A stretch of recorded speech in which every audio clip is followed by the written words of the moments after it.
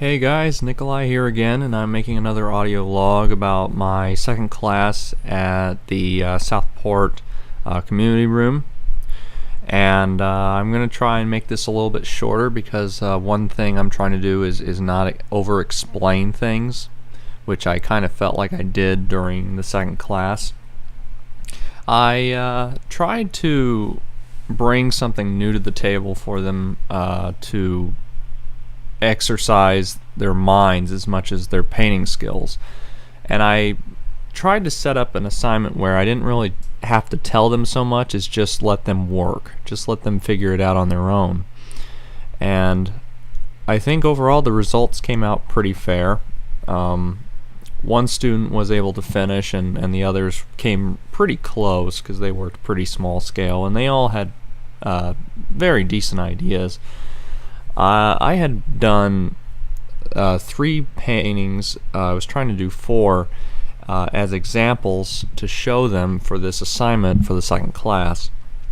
This was a series that I actually wanted to start a long time ago when I got these 4 narrow panels. Actually, there's 5 of them. One of them is real big, and I'm going to probably take that on the next class. Anyway, I had these 4 panels that I think are about maybe 37.5 inches tall and maybe like 14 inches wide.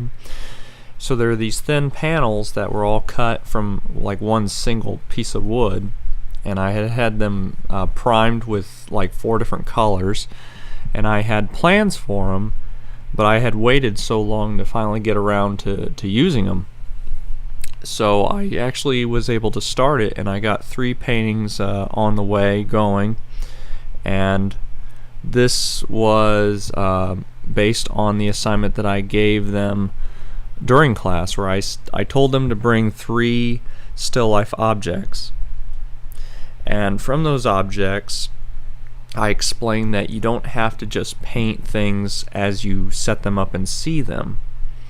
You can actually observe aspects of your object, and sort of in a cubism way you can abstract them and turn them into aspects of your background, your border of the picture, and just have fun with little features of special objects that you've chosen. So I did that with 3 pictures, and I'm going to try and work on the 4th one during the week, of these 4 toys that I collected back when I was a kid. I actually have the whole collection. These are toys that would be considered sort of like the Buzz Lightyear of the early 90s. And these are toys that the internet does not know anything about, and I'm dead serious. I've researched. The company and year they were made. They were made in 1992. It's all printed on these toys. These 4 robots that I was given as a child, and I've kept them pretty well in condition, and I consider them to be treasures, because you're not going to come across these things. There are no pictures of them out on the internet, and I don't know really if anyone knows what they are, which is pretty sad, because these are literally like Buzz Lightyear from the Toy Story movies, where you have multiple functions, 3 buttons that have sound effects and voices attached to them, and they have just a lot of workable parts. And I've saved most of those parts. Some of them I have to go search for. I think they're in the attic. But in any case, I had this idea with these 4 panels to actually look at these, observe these bots. That's what they're called, the bots. So I wanted to have a bot series where I would observe each of these robots and look over like how they're crafted and what shape they are, and kind of elongate them by drawing them from the front, the back, the bottom, and turn it into like a single vertical kind of blob of an object, of a shape. And then I would turn it into an introspective, which is still my plan. I think I might change that, but I I would like to try and make them introspectives. And so, with these bots that I was doing, I at least got 2 of them. Generally, their acrylic stage I think is fairly complete. The one that is the sports bot one I think came out the best, and I worked on the 3rd one during the workshop. So I brought the bots with me, and I showed them what they looked like in person, and I showed them the paintings and showed what I did with them. And I think the idea got across pretty well. My students had pretty much what you'd expect of still life choices, like bottles. Bottles are very common. One had like ceramics are usually come up like trays and little pottery sort of objects, and I just kind of let them figure out what they wanted to do on their own.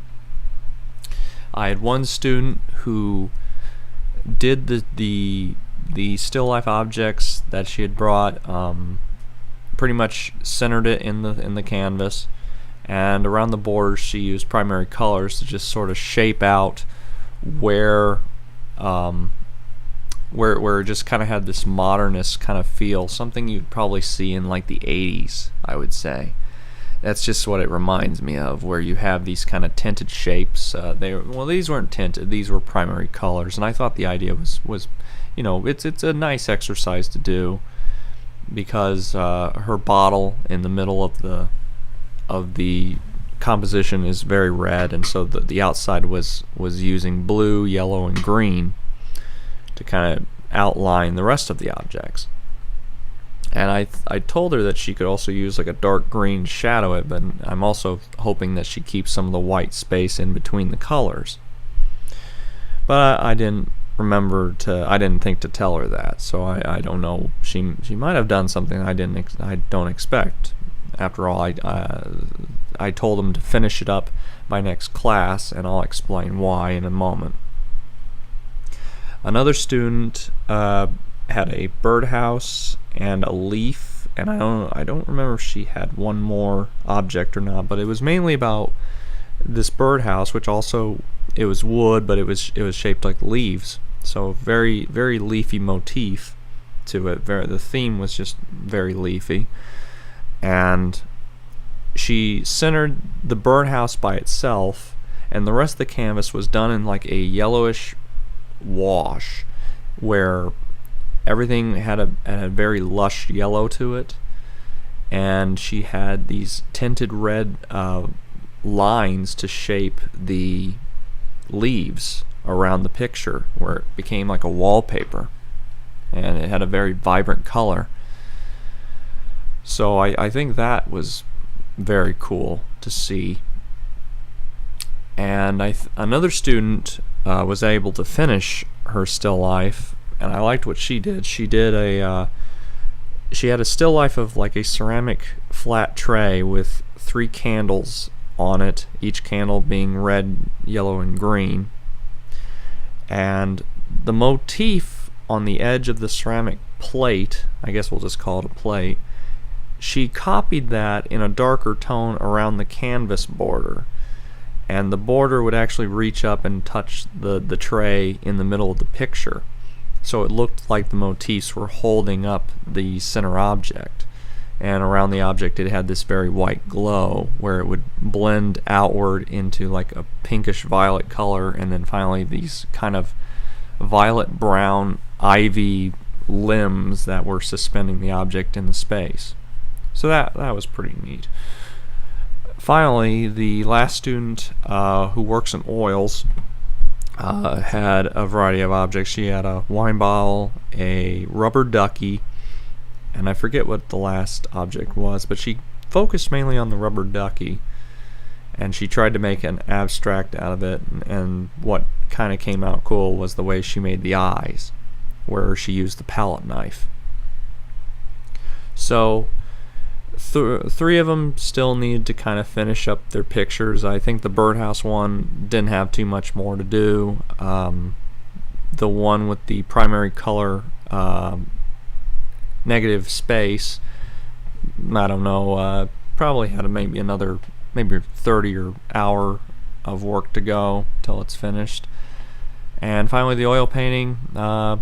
I can never tell how long an oil painting will take to finish because I always took a little extra time at sometimes, but sometimes you just have to slash the picture. They always said in oil painting you're kind of sparring with it, where you just have to kind of slash it and just punch it with the paint and just let it dry. So to finally kind of conclude what I have plans for next week, I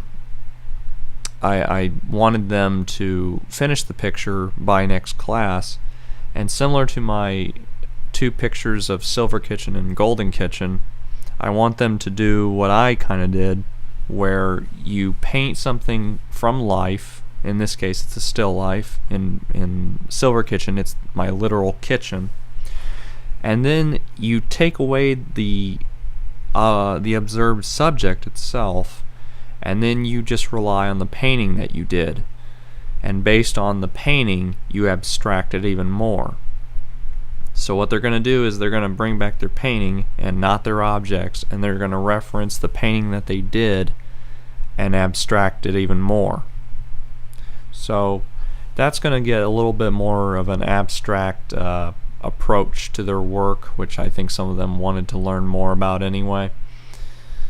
I have another idea that I think would be kind of cool as a collaborative project. I probably mentioned that in the last log, but I thought a little bit more about it, and I think the only thing I'm not sure how to really approach is the oil painter, because it's sort of a experimental idea that I think I may have done before in another way, but I don't know if it was the same. It might have been a drawing exercise, but in any case, I'm trying to think of ways to get them engaged, and the thing was today, I say today, but it's actually the next day, but class number 2's, the hours just flew by.